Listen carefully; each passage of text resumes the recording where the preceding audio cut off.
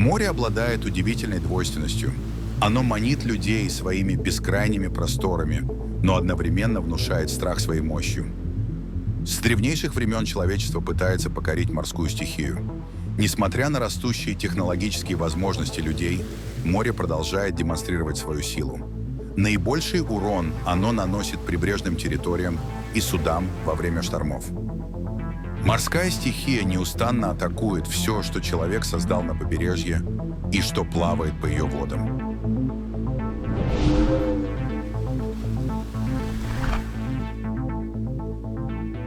В 1872 году в порту Уик в Шотландии гигантские волны сумели оторвать и выбросить на берег железобетонный волнолом массой около 1300 тонн. Спустя 2 года этот рекорд был превзойден. Яростный шторм разрушил новую набережную, состоящую из бетонных блоков весом по 2600 тонн каждый. В 1696 году невероятным образом английское военное судно было заброшено волной через городские строения и церковный шпиль Порт-Рояла на Ямайке. В 1746 году в Кальяло 4 корабля оказались на суше в 2 километрах от береговой линии. В 1867 году около острова Томас ураган уничтожил 50 кораблей, включая британские почтовые пароходы «Рони» и «Вилл». Эта катастрофа унесла около 1000 человеческих жизней. В 1930 году пароход «Реклаймер» стал еще одной жертвой неукротимой морской стихии. Судно оказалось в странном положении. Его корма застряла среди скал, а носовая часть зависла над водой. Хотя точная участь экипажа осталась неизвестной, можно предположить трагический исход. Каждый год фиксируются разрушительные ураганы колоссальной силы. Во многих случаях они становятся серьезным испытанием для кораблей и их экипажей. Английский пароход «Плисси» дважды становился жертвой урагана. В апреле 1960 года при входе в залив Галуэй у западного побережья Ирландии сильный шторм выбросил его на мель. После получения пробоины судно начало заполняться водой. 11 членов команды сначала эвакуировались на шлюпку, но затем вернулись на корабль, заметив, что его сносит в море. Вскоре неуправляемый Плесси снова оказался на берегу, теперь уже на скалах. Спасательному катеру удалось с большим трудом эвакуировать команду. В ночь на 31 октября 1960 года Бенгальский залив испытал на себе мощь невероятного шторма. Прибрежные районы подверглись разрушительному воздействию урагана. В порту Читтагонг метеорологические приборы вышли из строя после фиксации рекордной за 70 лет скорости ветра – 60 метров в секунду. Приливная волна высотой до 10 метров обрушилась на побережье, оставляя за собой разрушение и смерть.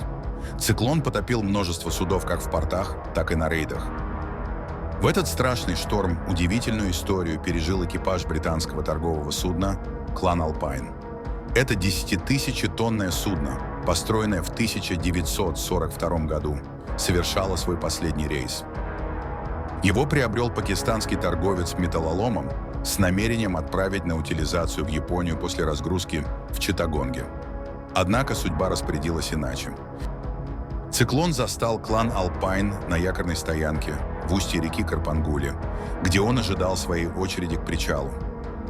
Волна подхватила судно с 8000 тонн груза и перенесла его на несколько километров вглубь берега на заболоченную местность.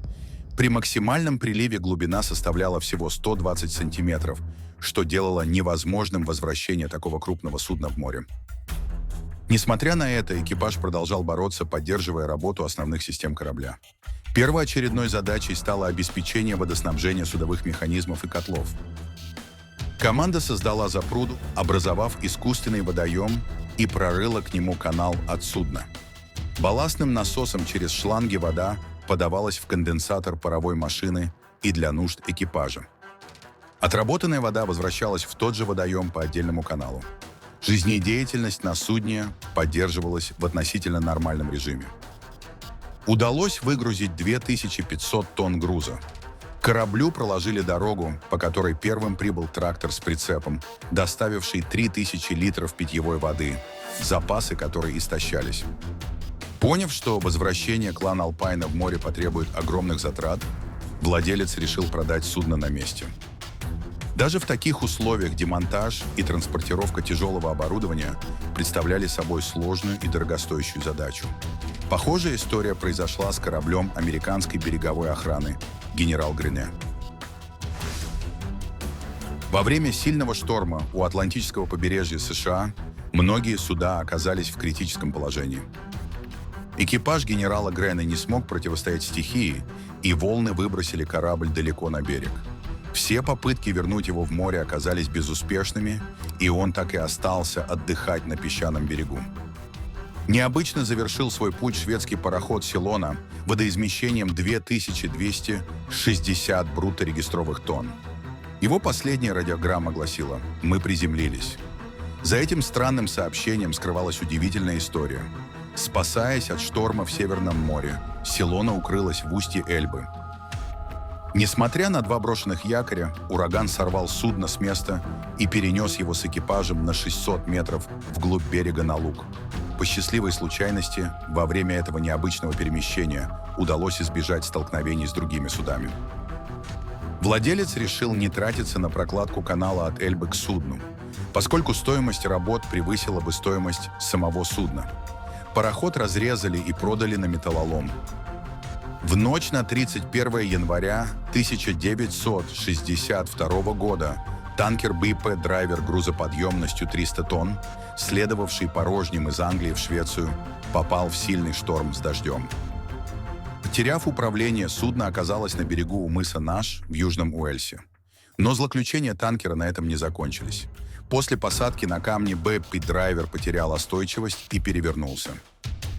Несмотря на катастрофическое положение судна, экипажу удалось благополучно покинуть перевернувшийся танкер.